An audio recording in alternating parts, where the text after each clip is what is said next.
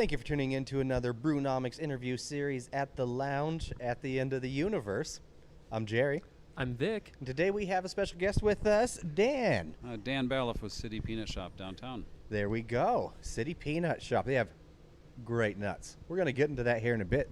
But first, it's a beer show. What do? We're going to drink beer. We're going to drink some All beer. right. All right. I'm going to pour one for us real quick since we don't have a beer pourer for us. So, Yeah. So, Dan, we were kind of talking a little bit before the show, and we were kind of talking about interesting beer and nut pairings. So, Jerry's going to pour for us this, I believe it's called the Evil Twin Brewing's Wet Dream, correct? Which is a brown ale with coffee in it. So, we're going to try to pair that with, you recommended a brittle, or... Yeah, we have a stout nut brittle. I'd normally pair that with more of a sweet peanut, we have a sweet and salty beer nut style Okay. brewer's nut, but that's not here. But I have I know, I'm just sort of... so we can always get back into that a little later if we wanted to. with Sure, that yeah. Brittle, that's really good stuff. Yeah, I'm very excited about that part. I'm very excited to get into that. Can't so. keep my eyes off the beer. Well, there you go. have you had beer from Evil Twin Brewing before? I have not. They're out of Stamford, Connecticut. They always brew these really fancy, sweet, rich style beers, kind of in line with, I don't know if you've had like a decadent ale, but if you ever want a good like dessert or conversation beer, Evil Twin's a great brewery to go to. I've heard of them. I was in Connecticut last year and looked around at the breweries. I didn't go to that one. Well, that is a nice flavor. That is an intense smell. Very intense. Wow, yeah. that is super, super malty. Obviously, it's a brown with coffee, so it's pretty dark. Yeah, I'm really getting that espresso kind of taste in there. Yeah. Coffee notes coming through very strongly. It's a good beer to start the day with. Like, you can drink this at 6:30 in the morning, and it's fine. There's coffee in it. You do you. Yeah. I mean, we're working from home now for the most part, huh? Eh, Not all of us. no but- one's going to know. So, What's the ABV on this, Jerry? I believe it's right at 6%. Okay, very nice. So, pretty easy squeezy. Not mad at all. Not mad at all. Hey, there's Paula. Hi. All right, well, let's get into it, huh? Let's talk about Dan and the City Peanut Shop in downtown Boise. Yeah, so Dan, how did you get started? We know that you were inspired by your father to start a peanut shop. Can you kind of expand on that a little bit more and tell us how you came to be in Idaho Yeah, and start yeah. the City Peanut Shop? I ended up in Idaho in 1981. I think I moved here and ended up working in high tech for a long time, and then took an early retirement because I wanted to do some other things, try some other things. I had a great career after living in Amsterdam. I just wanted to kind of do something different, so I worked for a Japanese company for a couple of years, or about a year. Went over to helped a Dutch and German company get started here in Boise that does a lot of work in high tech. And then things were starting to slow down with that, and I had a real bug to try to do something entrepreneurial, and I'd never done it before, and I thought, you should try that. You should do something. And I was going to do something with craft beer, maybe a bottle shop or something, and looked into it and realized I was than trying to organize, sell it to people. And so my father thought, well, maybe I should. So I started looking into it and thought it was something that could be refreshed and modernized, because there used to be about 200 shops around the country in the 30s through into the 60s and 70s. And I thought the good quality, healthy products like that never go out of style, so let's try to do something and make it more modern and more fun. So, Excellent. And when did you start the City Peanut Shop in Boise? just over 10 years ago. Okay. It'll be 11 years in October. So, and in the same place, right at downtown at 8th and Bannock Street. So you started in 2009. That Yeah. has to be a rough time to open a business. I know we weren't is. necessarily popping economically as a country Yeah. that time. Yeah, that kind of gave me confidence, because if you start at the bottom, you've got a lot of growth ahead of you.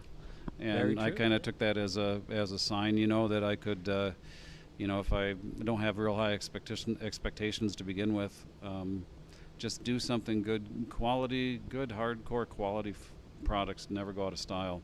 And I thought if I keep grinding away at it, we'll eventually get there. And it was a little scary. People didn't understand the concept in Boise of what a nut shop was, because it's really a southwest or southeast and east coast, Midwest kind of a thing. So the category wasn't here, but I really didn't know what I was doing, but I knew what I wanted to do, and so I made it happen, and it was fun. Well, you've obviously had a lot of fun with it. I mean, if you guys just hop on their website, or just better yet, hop in the shop, the amount of flavors you guys have now at this point, it's amazing. It's amazing, and it always seems to grow. And it's not just like, roasted peanuts or salted or honey. Like, we got some fun, creative juices flowing here, and we'll dive more into that here in a bit. Yeah. This one I am pretty curious, because one thing and why we have you on the show is you have a very tight-knit vibe in the Boise city community everywhere around here. So we kind of want to see from the bottom up where that starts, especially in the shop. So farm to store, where do you source your nuts from, and how do you go? What's kind of your process of creating the different flavors of the different type of nuts? Well, it's funny, the almonds I get from a local woman whose family runs an almond farm, the old family almond farm in California. She walked in one day and I said, well, I source them from Costco because they're good quality there, raw almonds. And she said, well, I can drive them up in my Volkswagen for you from California, from the farm. So they come, I'll get about 1,000 pounds at a time from the family. They bring them up in either the back of a Beetle or in a pickup truck, depending on the volume. And that's really fun. So I know where they come from. I know the family. They're cool people. We have the family on the label from the old picture of the guy who's running it now when he was a kid. And then the peanuts come from Virginia. So I use Virginia Redskin peanuts, which are the most premium kind of a peanut you can get, and it's a larger variety and just really tasty. And so those come from either a broker or a farmer, a distributor or farmer in Virginia, depending on the time. Hazelnuts come from Oregon. Pecans come from Texas and Oklahoma typically, and cashews come from Vietnam. Wow, you are sourcing those from all over the U.S. and other parts of the world. That is incredible. Yeah. It's fun. It's fun to buy pallets of stuff. Yeah, definitely in large volumes. How did you come to find the Vietnam cashews? Well, they grow in that type of a climate, so they come from different areas. But Vietnam tends to process them in a more humane way. There's cashew shells can be harmful, like poison ivy a little bit. There's the husk can damage hands, and so Vietnam's mechanized theirs quite a bit now, so it's a lot better for people. Huh. I did not know that. Interesting. I really wish we could do that old school graphic, the more you know, right across right there. Very cool. Very cool, yeah. So it's a lot of fun, and then we just create things with it. So, one of the best things about not having a culinary background getting into this was that I didn't know that I was making mistakes, so I wasn't limited by my education and how to cook, right? So I decided, well, maybe I could just try some of this, throw some of this in there and see how it works. So I tried throwing some cayenne in with some sugar on, and made one called an afterburner, because you didn't taste the cayenne at first, and then it started coming in a little bit later and felt good. And then I started early on using beer ingredients, probably right about the time Payette started up in town here. Just started using malt and hops and other products, and actually the beer itself in with the nuts, and came up with some really good products that we co-branded with Payette, which was really fun. Mike and the crew were really nice about it, so we did some good stuff together. I feel like that's a perfect segue for them Pistolero Porter nuts and that IPA. Let's get in on that. We just have to. You just led us right into that, Dan. I think I think maybe that was on purpose, huh? I was thirsty.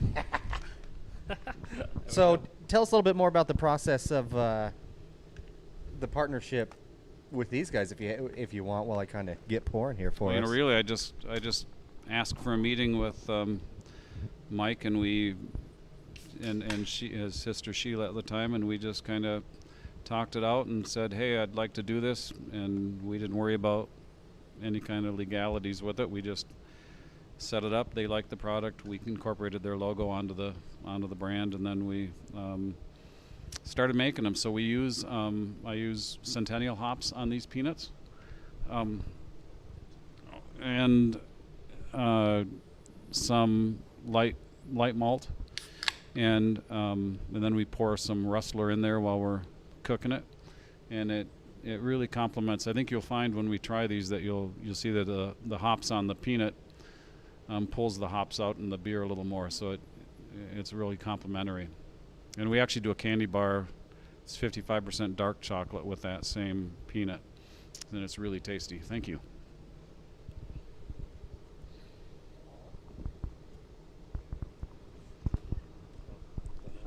So we're gonna be pairing this with an IPA because it seems like the hops on the hops are gonna make quite the nice little complement here. The IPA that we're getting into, this is from E9 out of Tacoma, Washington. This is called the Black Helmet. Black Helmet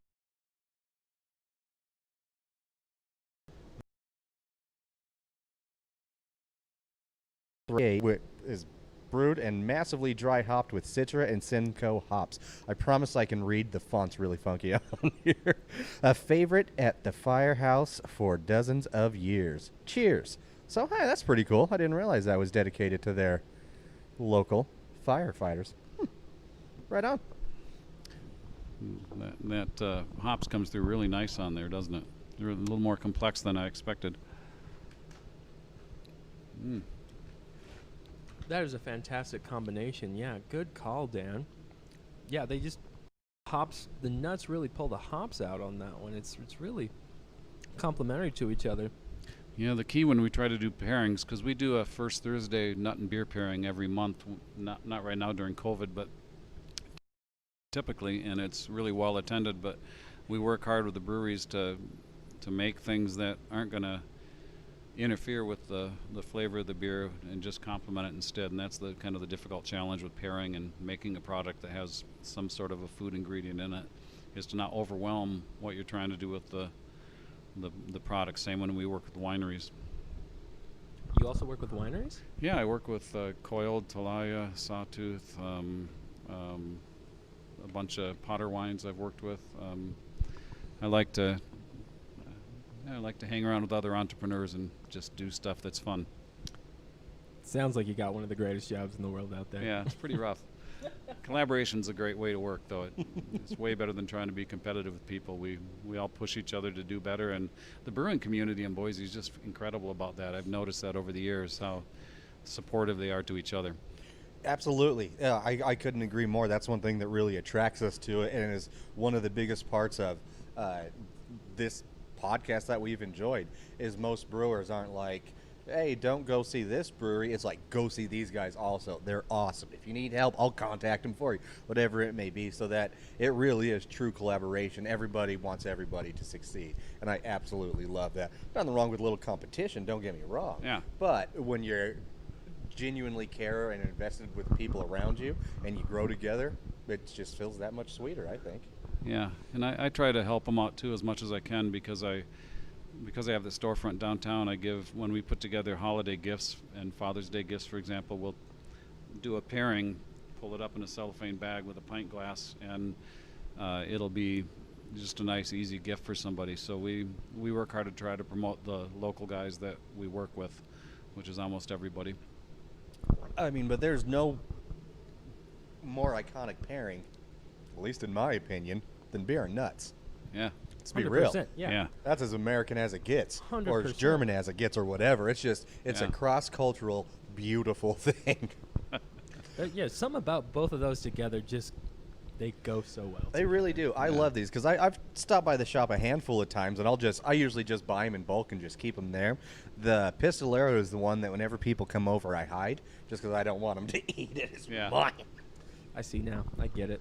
And they will.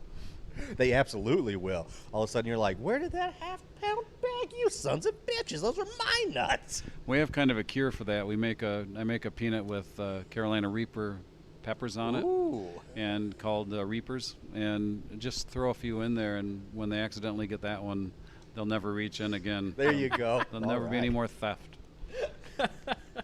I see that's happened to you before, Dan. I've done it to a few people. Yeah, it's fun. We told somebody we were doing this at Brewers Haven. They're like, "Oh, watch out for that Reaper." No, that was the first Yeah. thing. They Literal said. conversation Yeah. we had today. Yeah. All right. So, Thank you. and I'm curious.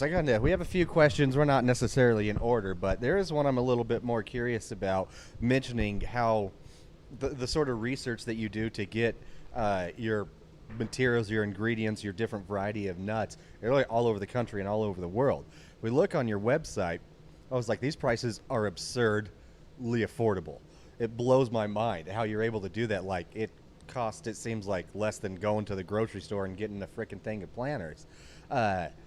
You work your ass off. These are all made by hand. How do you do that and still maintain like a way justifiable price? You know, I hate to answer that question because it would imply that I'm not a very good businessman. But you know, we just make it work. I want to keep it affordable. Certain products I keep down there. Wildlands mix, because it's got such a broad variety of ingredients, and you know, I use organic maple syrups and stuff like that. I'm starting to bump the prices up on some of those because I'm not always making the margins I want to make. Sure. But I'm just able to do it because I really don't pull that much salary out for myself, and honestly, I'm underpriced and should go a little higher on some of those things. But I just like doing it, you know. So I can do it, so I do it. So. Dan, that's fantastic. We Good enough, appreciate babe. you. Good Yeah, enough. that's great. Absolutely. This is a really good IPA. It's a great IPA. It's a great nut pairing that we have with Mm-hmm. those pistoleros, man. I still can't believe that's blowing my mind right now. I really like this beer too. It's just a lot of IPAs are just a little too bitter, and this one's got a lot of complexity in there. Yeah, nice. Kind of little rolls around. smooth balance. Do you have a favorite type of beer? You know, I tend to go towards session beers because I like quantity. Sure. Fair, fair point. If I'm going to have, you know, especially on a hot day, I want 3 or 4 beers. So I go for a good session beer, and I want a nice, crisp, clean finish to it. And so, you know, I've been enjoying. I just ordered a case of Old Boise Lager from Woodland, and I tend to, if it's really hot, I'll drink some good house beer from Powder House, and you know, and I tend to go for some good brown ales, and I like a good fresh hop beer. I look forward to that season every year because they're so damn good. Absolutely. Oh, I do too. We always have at least 2 or 3 episodes a year dedicated just to fresh hop beer. Yeah. As soon as it comes out, because you got to get it while you can. And every year there's something new and exciting to try. But I tend to pull from my own cooler at work because I support all the locals in that cooler. So that's primarily where my beer comes from. And I'm a big fan of 208 from Grand Teton because it's a summer. Right now, all I'm thinking about are those summer beers, and that's one of my favorites. Absolutely. It's too hot to be drinking a lot of like stouts and porters and stuff right now. You gotta hydrate. Got to stay hydrated. And I do yeah. like Buku. I mean, Buku's a great IPA, and Sockeye makes everybody in town makes a really great IPA, and you just really can't go wrong if it's cold enough, you know. That's true. I usually lean towards the Idaho Potato Ale from Bear Island. Yes, she Grab makes that great one. beer. Beth makes great beer. Beth does. Fantastic. Yeah, I like the Idaho Potato Ale because it also is an IPA Yeah. for short. Just the play on words cracks me up. Oh, that's true. Yeah, I never thought about that. Yeah. Yeah, it's kind of a slow burn. That's why it's fun. So we noticed you do like a lot of work with collaborations. So Yeah. we've been talking a lot. You've been working with a lot of restaurants, breweries, just local businesses as a whole. So what is one of your most favorite collaborations that you've done? Well, I've got to say that I started. It was kind of natural to me to start working with breweries. But when Fork opened up in Boise, just before they opened up, Cameron and his chef Wiley at the time, I believe it was, came over, and this was probably 2 months or a month before they were going to open Fork, and they asked me if I'd be willing to make a product for them for their, one of their salads. And they kind of gave me an idea of what they wanted. Usually and I hadn't really considered working with restaurants before that.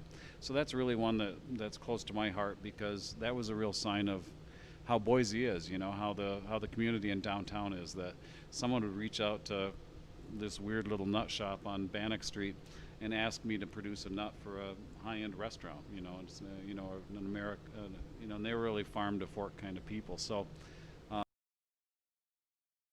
one of the collaborations, and then of course Payette's dear to my heart because of the early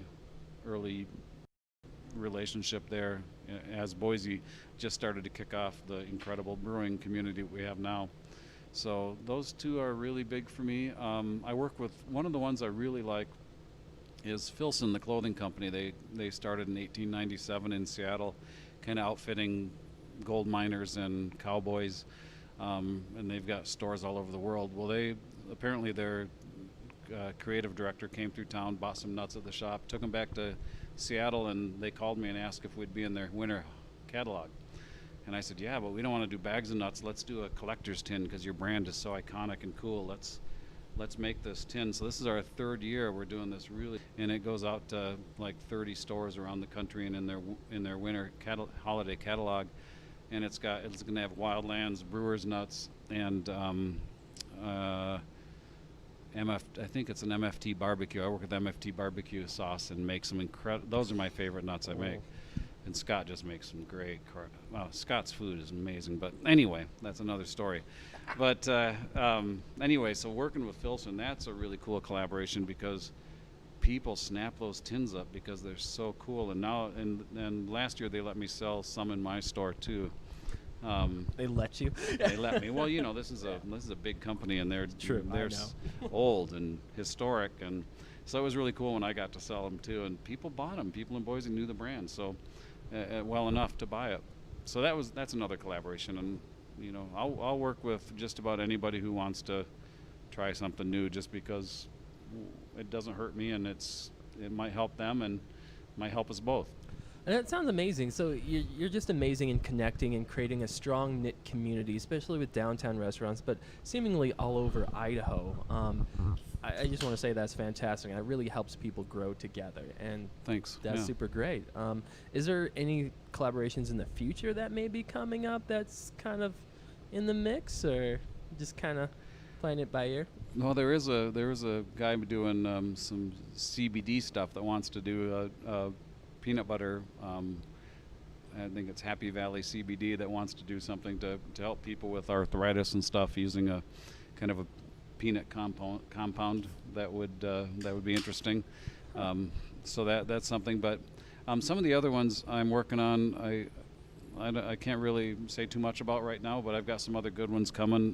The company Bespoke, which is a national company that does subscription gift boxes, will be doing 6,400 bags of nuts to go with something they're putting out later in the year on their subscription service out of New York City.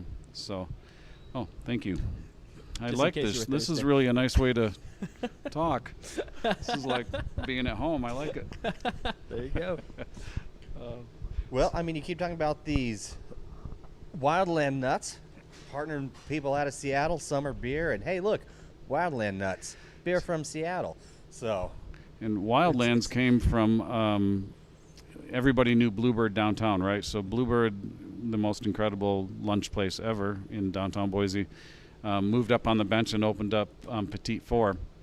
And Sarah asked if we could do a happy hour nut for him, and I asked her what she would like to see in it, and Zach, who works for me, threw this together, and it's one of the most fabulous products we've ever put out. It's organic maple syrup, pepitas, smoked paprika, a little chili, almonds, cashews, and pecans, and it is tasty as hell. It smells amazing before I even wow. put it in my mouth. It's absolutely wonderful. We're pairing it with is from Fremont Brewing, their Summer American Pale Ale. I think this guy comes in right at 5.2%. So this should be a nice little summer combo here for us. Really like that. Is that rosemary? Mm-hmm. It's fantastic. I forgot to mention the rosemary, the key thing.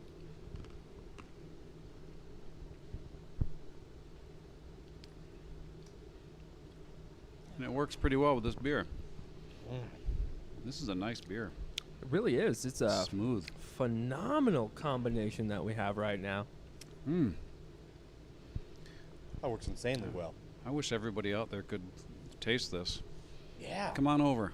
Come on. Come on down, guys. You're going to recreate it. Even Go buy some nuts. Go buy this beer. a nice touch of spice with it too. That's fantastic. Yeah, there's a little smoked paprika and then a little chili there too. Not too much, but it's got a nice slow burn. And the beer, what I find about the beer is it's funny if you have beer kind of pulls the spice out a little more, so it kind of makes it linger on your tongue, and it'll just kind of keep burning, kind of as a nice glow in the background. That's a great way to describe that. Yeah, just a nice little glow that just continues to hang out with you. Yeah, it's nice. Yeah. Yeah, man. If you can get a hold of this beer combination and nut combination, you will be flying high. I guarantee. This is fantastic. It doesn't get much better than that. No, yeah, we're actually left a little speechless right now just because we were sitting here enjoying it so much. Well, there's so much going on in your mouth. You know, I mean, I hate to. It sounds weird, but there's a lot of stuff going on in there with the rosemary and the spice and I get some salt coming through, and maple syrup leaves a nice sweet taste there, but not too much. Not too much. No, adds really wonderfully to the combination. Yeah. Man, that's exciting. that is a good beer. I want that to just be my reflection of the summer right there. Wildland nuts and a summer American pale ale. Yeah. Doesn't get any better. Cheers to that, huh? I'll cheers to that. Woo, that's good. Sorry. So we've got mostly the nuts here, but not only do you sell nuts of different varieties, you have a variety of different items at your stores, like the butters, the brittles. Tell us a little bit more about that and how you decided to expand outside of just doing nuts. Well, you know, anything Get a little bit of sweetness. You know, one of the guys that helped me start the kitchen in my store had a recipe for brittle, which we've taken and changed a little bit, but it was a really good, really tasty peanut. We started doing a peanut brittle, but I kind of like stretching boundaries a little bit, so we started using pistachios, which have a really strong flavor. Tone down the typical brittle, and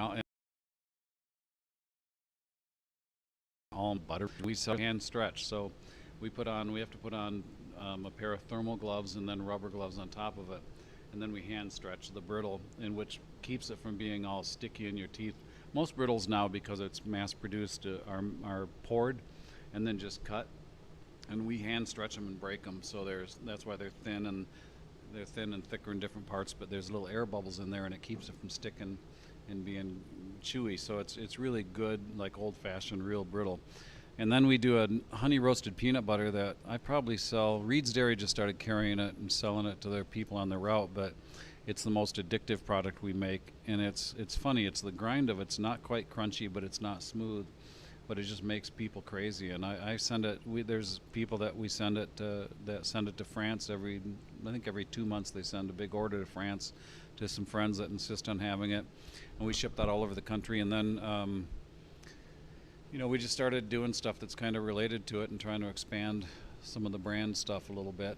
And it kind of boils down to whatever one of us gets a wild hair about. It's sort of like brewing, right? You kind of follow the trends, but also it's whatever you have a passion about or whatever you find interesting. And I tend to just try things that I find interesting. Sounds like a great way to do business. Just sort of if it aligns with your scope, and if you're willing to experiment a little bit, you're like, hey, why not? Yeah. You gotta I'm make. super impressed with how intense the nut industry is. I guess if you can call it that. I had no idea there were so many layers. I thought it was like peanut butter, almond butter. Did you before 11 years ago you started this? Did you know this much about nuts, or are you like, this is something, the family and I like it, maybe we can make it work, or have you always kind of been this knowledgeable about it? I know way less than I should about it still, but I knew nothing at the time. There's an old peanut shop in my hometown, which is why my father would always tell me that I should open one, right? So I'd go back home. My dad's 91, by the way, and he's on the label of the Virginia Redskin peanuts in his airplane. So this is a cool story about my dad. When he was 16, World War II was going on, and he was growing up in this small farm town in Michigan, and they had a program to train kids how to fly in case they needed them for the war. So during high school at 16, he would get out of class and then go to learn how to fly in an old plane, right? Man. I mean, at the time, it was an old plane now, but not then. A Taylorcraft. He'd learned to fly in a Taylorcraft, and then by the time he graduated, World War II was over. But I've got a really cool picture of him in a World War II training plane that he bought after the war because they were just scrapping them. And it's a really cool picture of him sitting in that plane on the label of the bag, because I wanted to honor him for, pushing me to do something I never would have considered doing. I'm not a culinary. I probably have cooked 8 meals in my life that anybody would consider edible. So for me to start a food-related business is really amazing because I am not a culinary person. So I know nothing about it. So I learned.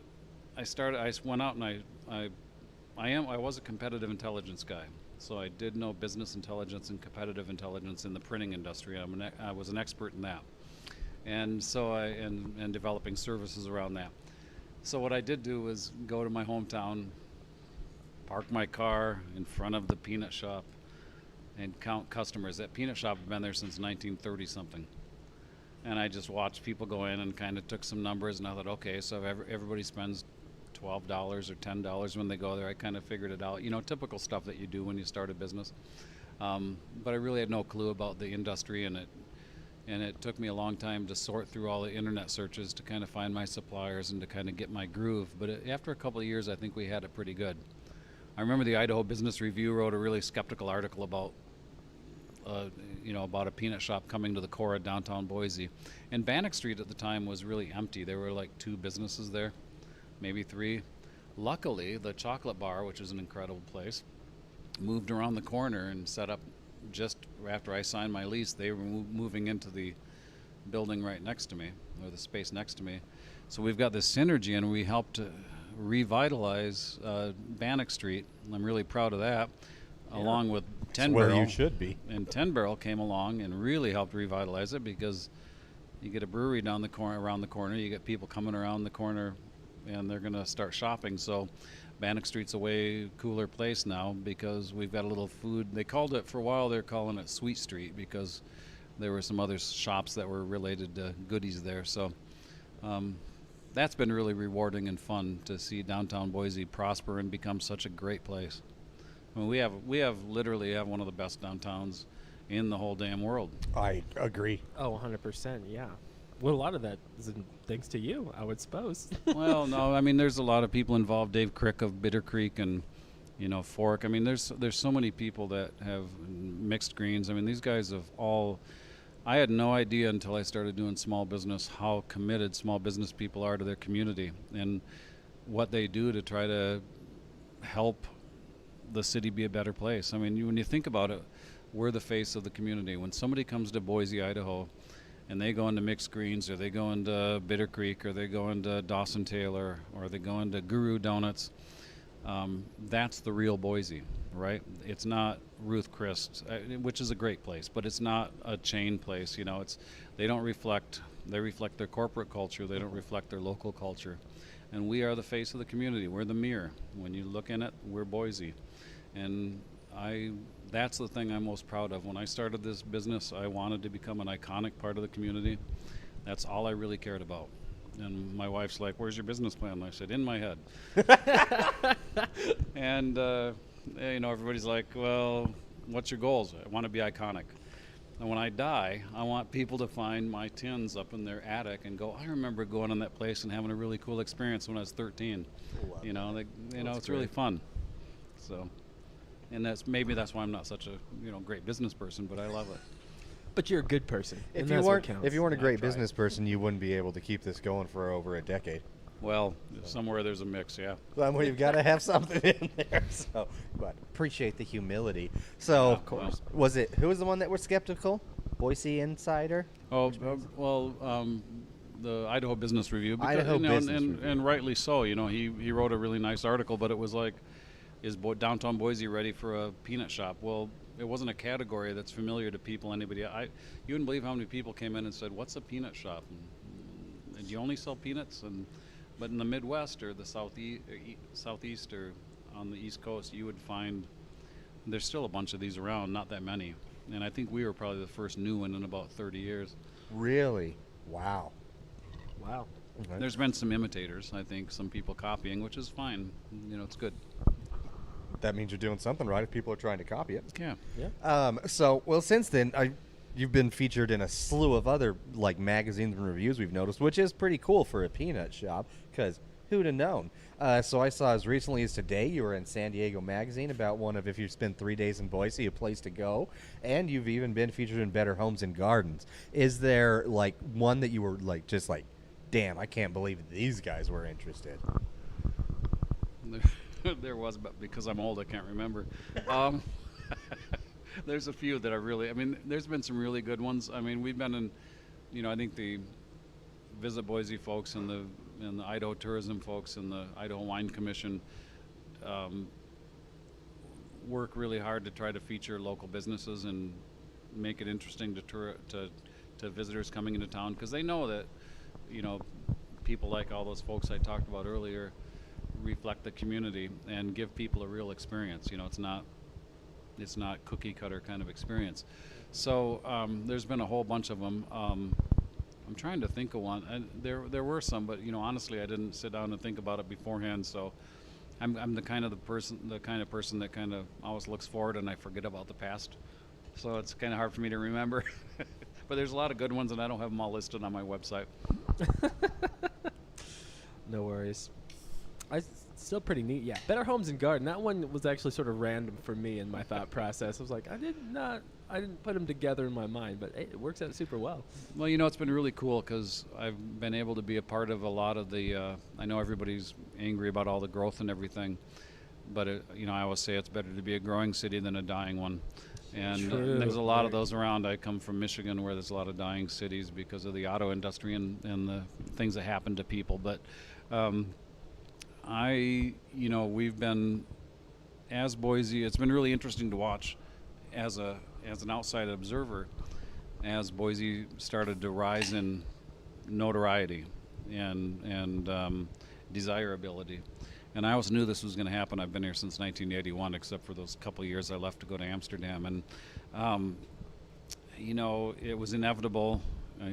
People got mad at the mayor, get mad at the new mayor. They're mad all the time about things. But when you have a city that was smart enough, somehow Boise, Idaho has had visionary people that knew in the 70s, before all this stuff was popular and culturally cool, to have to build a green belt and start preserving open space. So suddenly we have a city that's extremely desirable to live in, and as technology changed and demographics changed, baby boomers like me start to get old and retire, right? They can live anywhere they want to live because they took all the money from all the millennials. And then the right? And then Hey, you said it. Yeah. and then all the millennials that are high tech oriented or whatever, or start moving here too. So, and then technology enables it. So you have a demographic shift where you have young people and old people that are interested in the same thing, lifestyle. They want to go to events. Sorry, COVID. They want to go to trails and open space. We got it here in Boise. They want to feel an identity of a city. They want open space. They want open skies. They want to be able to walk outside and feel like they're part of a healthy lifestyle. And they have that ability to choose that. So it was inevitable that Boise was going to become this explosive place. So it was kind of interesting to watch that ramp up in the media and in all the visitors bureaus and all those folks as we started to push that. And the truth is that I probably helped enable that a little bit. And I'm sorry for those of you who don't like growth, but I'd much rather have a vibrant city than one that's suffering and hurting to find funds for the next park. I absolutely agree. I also a transplant, but I've been here for the vast majority of my life, but from New Mexico, so it's always okay as long as it's not California, apparently. But it's okay, man. Diversity makes the city you're in a better place. It always does. It always does, and you're absolutely right. Better be in a growing city. I love Boise. And we need young people. We need you guys, you know. Us old, I had a word there I won't use. Us old guys need to go away so the world's a better place. And, you know, you guys are the ones that are going to fix it. So I'm relying on you. We'll do our best. My ghost will haunt you. All right. So now I'm excited. Let's go from that last one to a little bit of sweetness up in here. Let's talk about that brittle, huh? So tell us about this brittle, and the beer we have to pair with it is from Belching Beaver, the Viva la Beaver Mexican chocolate peanut butter stout. That's one hell of a pairing. So every this kind of started because Payette asked me a long time ago if we'd do something for Black Friday. And so we decided to use their, because they do this every year, they do a black ale, right? And it's so good. And so we started making a black brittle every year that we release just on Black Friday, and then we go in and when they have their big event at Payette, which I hope is able to happen this year, when they have a big event, we serve it, we sample it and sell it to eat with the black ale that they make, and we brand it so we get early cans of a few weeks ahead before the release, and we make a bunch of brittle with that stout in it, and oh, it's so good. So this one, you know, we just use a stout brittle, and this one probably has a County Line Brewing stout in it, something, I'm not sure what we used in this one, but it gives and we use a little beer malt in there also, the dark malt, and what that does is just give it that nice dark look, and then the flavor is a little richer and more toasty than a normal brittle would be. It's not too sweet. Yeah, that toasty quality comes right through. This is an amazing pairing, by the way. This is blowing my mind again. They complement each other so incredibly It well. really is. I don't know. Belching Beaver is probably one of my top 5 favorite breweries. Yeah. This one a little bit more, so you know about the pairing of. Oh my God, that's so good. Yeah.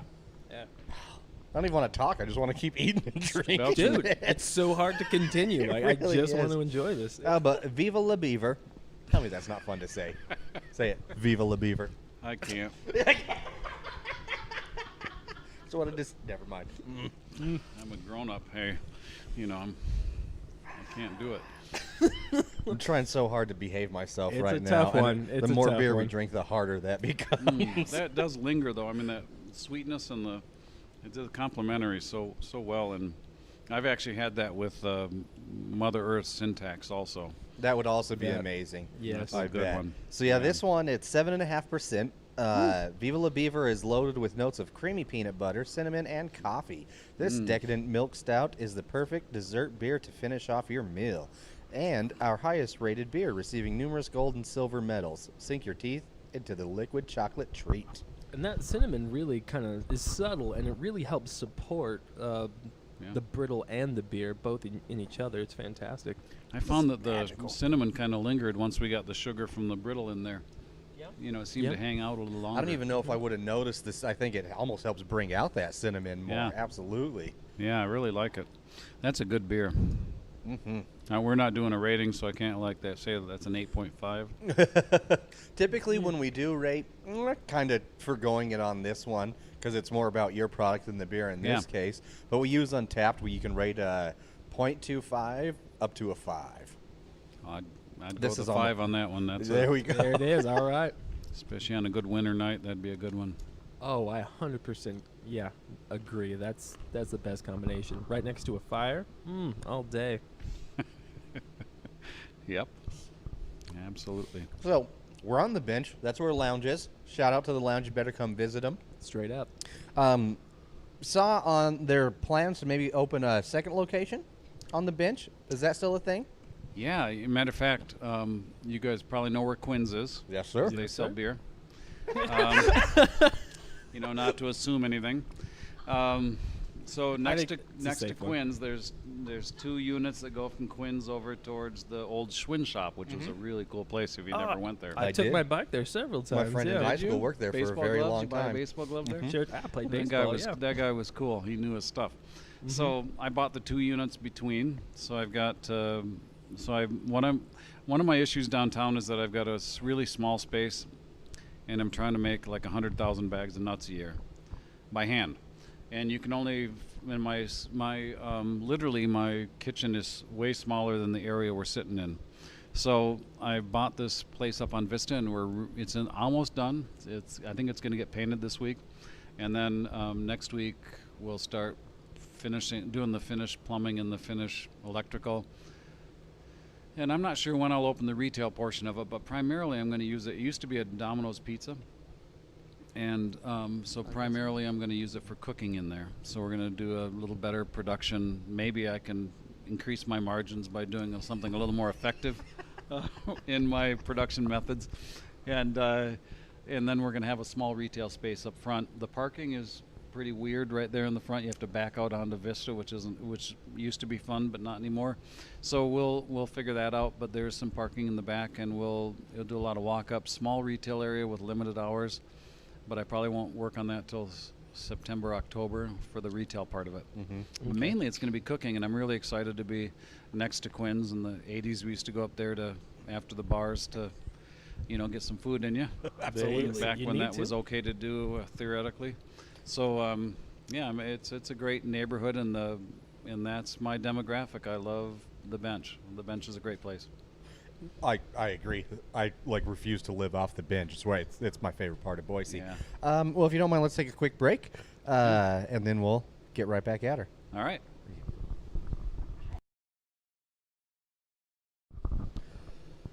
All right, I guess let's get some plugs out of the way for these fine folks here at the lounge. Again, thank you so much. Shout out to everybody here.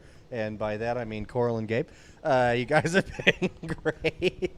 But don't forget, again, I know things are weird. If you want some beer, but you're like, I don't want to get out of my house. I don't want to put on pants. Go to loungeboise.com/shop. They deliver growlers, y'all. Sweet. That's a pretty sweet deal. Yeah. And, of course, the lounge has been a huge supporter of local artists here. It's really hard if you're an entertainer right now because you can't go out and entertain. But you can. You just have to go to the lounge. So support these guys big time. Make sure you go to patreon.com/the lounge.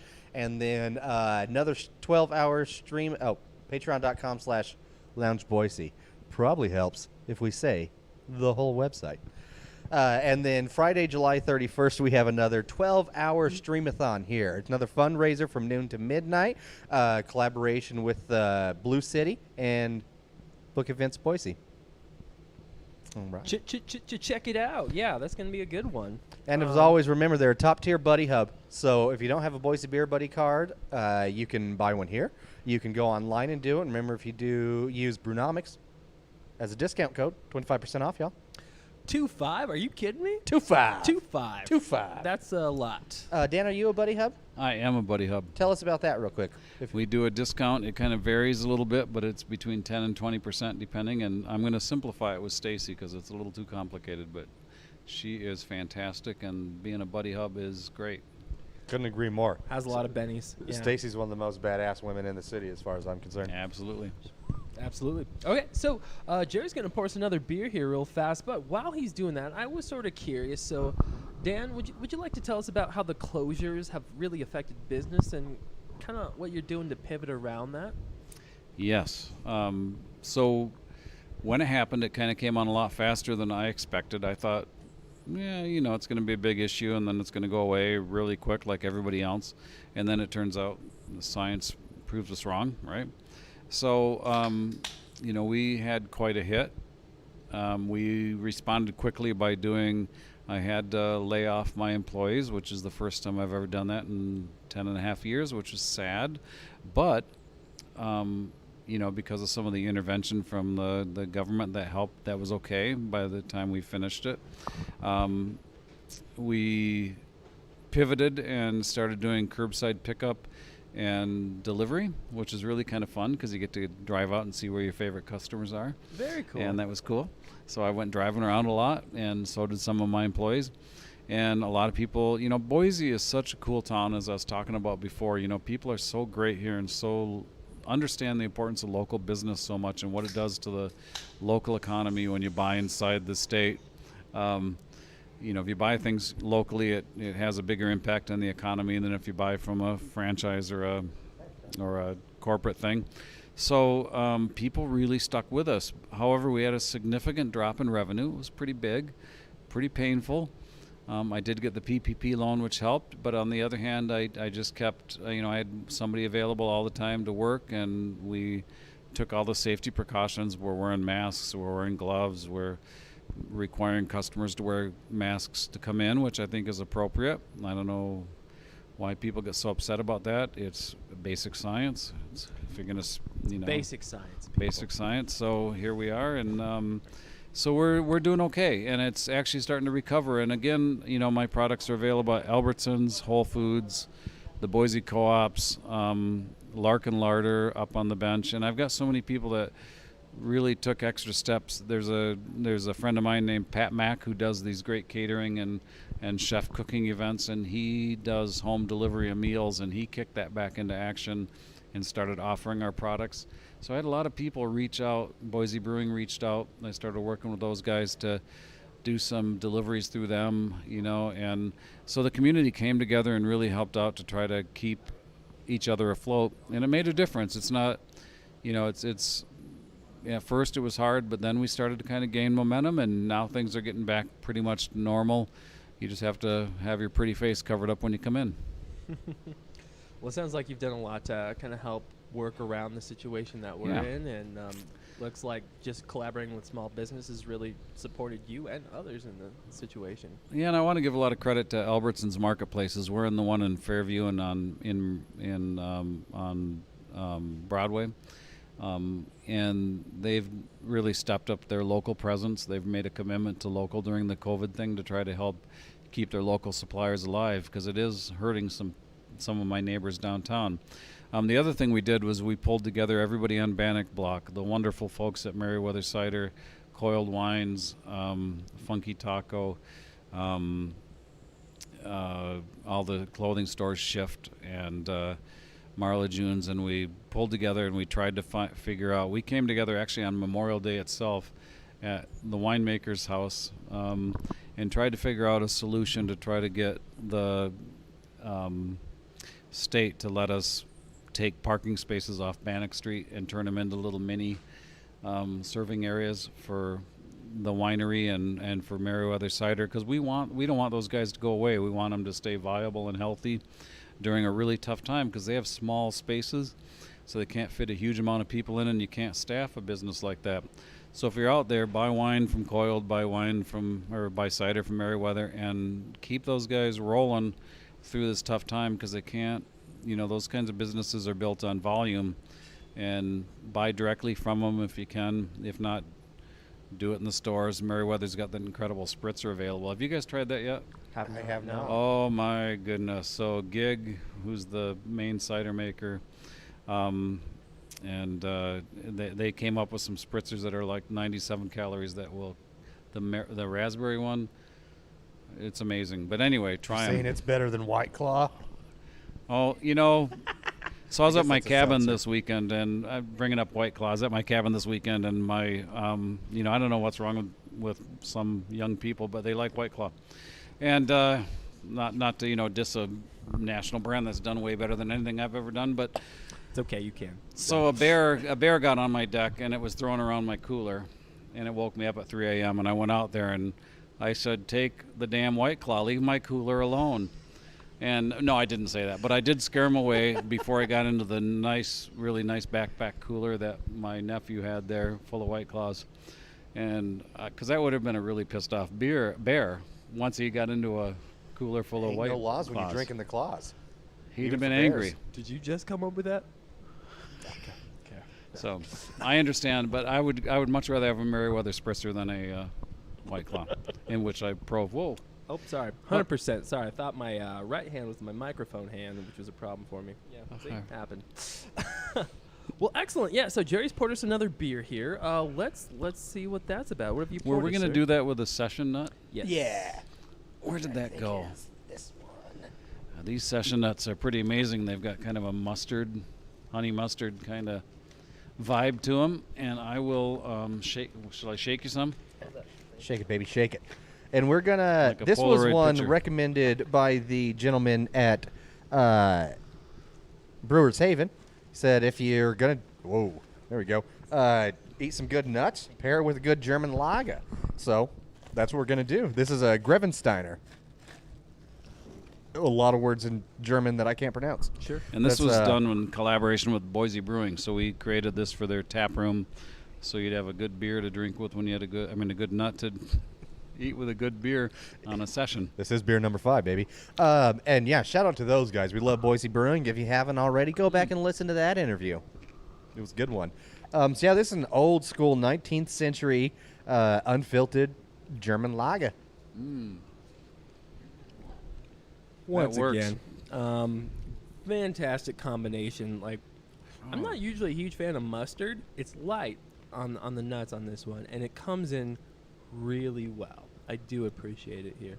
The honey mustard, I noticed the beer brings out the sweetness in the nut, and the kind of this nice lingering.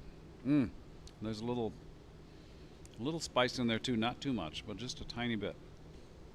If there were a German baseball team, this would be their signature nut and beer pairing. There probably is a German baseball team. We should find them out. They're probably. I don't know if they Wonder who baseball in would, Germany. what they would call them. Yeah, I can't think of That's anything clever. Too easy. Not anything respectful. Yeah, I got some ideas, but I'm keeping to myself.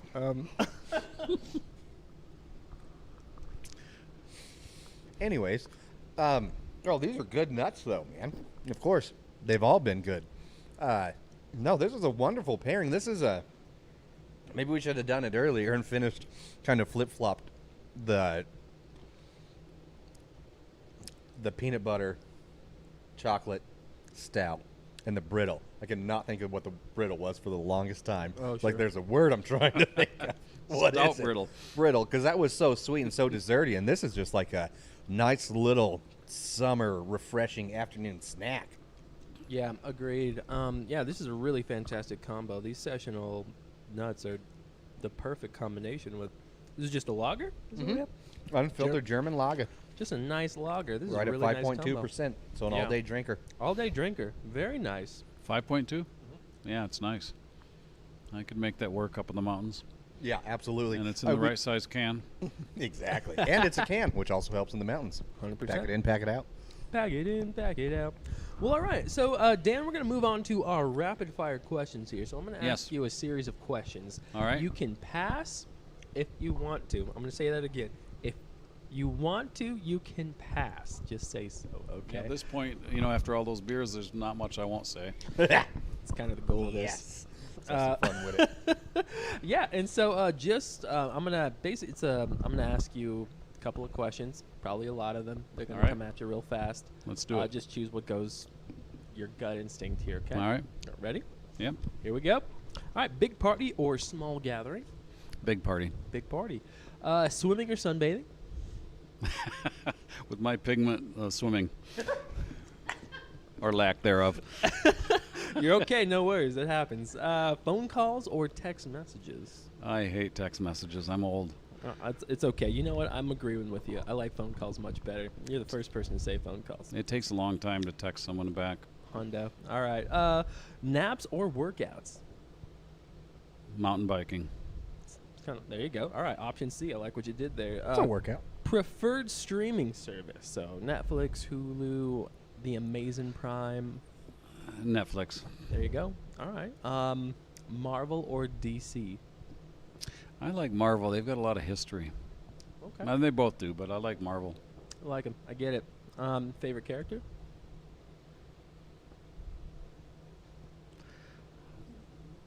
There's so many. Fair. I mean, if Superman was Marvel, is he? He's DC. Damn it. Yeah. How about Mighty Mouse?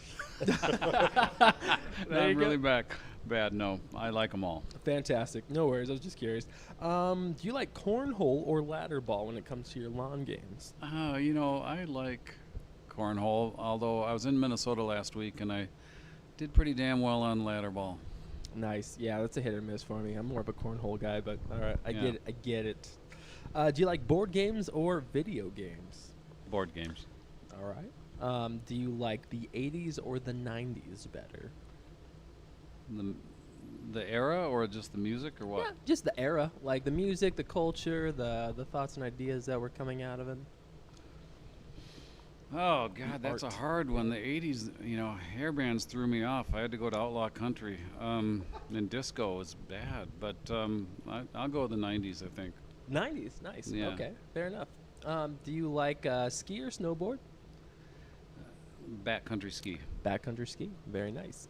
Beach or mountains? mountains, Mountains. and beach afterwards. Maybe if there's a nice caldera at the top of a mountain, everybody Yeah. wins, right? No worries. Do you like camping or amusement parks? Camping, Nice. Pancakes or waffles, sir? pancakes with blueberries, or huckleberries if you got them. If you got man. it, there you go. I like it. I'm a sucker for And blueberries by the with my way, and breakfast. real maple syrup because I worked in a sugar bush when I was a kid. So you know I know. what it means. I get it. I've got some good syrup at my store. It's amazing from Michigan. Can you buy syrup at your store? Yes, my friend makes it There you from go. high school. Yeah, Get it's on down damn to the good. nut shop. Do you like to dress up or dress down?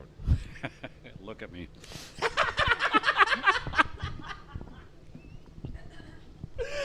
Ah, Dan, you're the best. Oh, that's great. So when there's music playing, do you like to dance along or do you just like to listen? I'm a lyrics guy. I'm an Americana kind of guy. I love acoustic with lyrics. I've got to have a story in my songs. Okay. I can appreciate that. I love a Yeah. good story myself. This is more of a texture question. Do you like fuzzy or smooth? I'm a very tactile person. I like whatever I'm touching. I can appreciate that. Thank you. It's a good touch. Hamburger, pizza, or tacos? Where I grew up, olive burgers are the thing, and nobody in Boise will make one for me. So an olive burger is an important thing for me. Extrapolate. Yeah, I'm gonna or- go with that. So what you do is you take green olives and pimentos and a little bit of olive juice, chop it up into a chunky mixture in mayonnaise, and you plop about 3/4 of an inch on top of a burger, and you don't need anything else. Just try it. All right. You have Just my try it. attention and my It has to be curiosity. full of green olives. I will And try it's it. a Michigan thing, so it's in the central Michigan. It's a thing, and there's restaurants that feature it. A&W even featured it, Huh. and it is an amazing thing. Learned something new once again today. Thank you. Mhm. All right. So I'm going to go ninjas or pirates as my final Pirates question. are overdone. Ninjas, I think. Yeah, because I like Tokyo a lot. Awesome. Excellent. We didn't have it written down, but we typically finish on. Do you have any parting gifts you'd like to share with us? Whether that be, are you doing or watching something that you would encourage other people to do or watch, or even just a bit of life advice you live by? So I always tell my kids that life is like a hallway, right? You're walking down the hallway and there's all these doors. You stick your head in the door and maybe you're interested and you walk in and check it out. You walk out maybe if it's not right. But don't be afraid to stick your head in the door and go in there and take a look, see what's there. Don't be afraid. I have an unplanned life and it's been wonderful. I love it. You just walk in, check out the door. If it doesn't work, turn around, go out the door, try another one. Don't channel yourself into some predetermined thing. You can do whatever the hell you want to. Just try it. Don't be afraid. Words to live by. I like that. Amazing. What a great bit. Well, I really appreciate it. I appreciate you coming on, especially short notice. Again, shout out to Stacy and Boise Beer Buddies for hooking this up. Yeah, it's fun. Go check out City Peanut Shop downtown, 8th and Bannock if you have not. Go get yourself some nuts and next door and get some chocolate. Oh, they are yeah. amazing. Where can people find you, either personally or professionally, online? Give us your plugs. citypeanut.com, or most of the breweries in town have us available, and Talia Wine, Sawtooth Winery, Coiled has some of our stuff. most of the wineries, Whole Foods Co-op, find us anywhere and take us home and have a damn beer. They're good. These guys brought some good beers on tonight. Do what they did here and replicate it. It's really good. There we go. Most of this Thank you you. can get pretty easily too. We just stopped by Brewers Haven and picked it all up. So I highly recommend it, and then let us know what you guys think. Yeah. Again, check out the shop, drink good beer, support local, come check out the lounge. I think that about does it for us. I think so. Dan, we Perfect. thank you so much for being on. Thank you, and don't forget, go to all your local businesses. Keep them going during the COVID thing. It's more important than ever, y'all. Drink good beer, be good to each other. Until next time, I'm Jerry. I've been Vic. Dan. Cheers.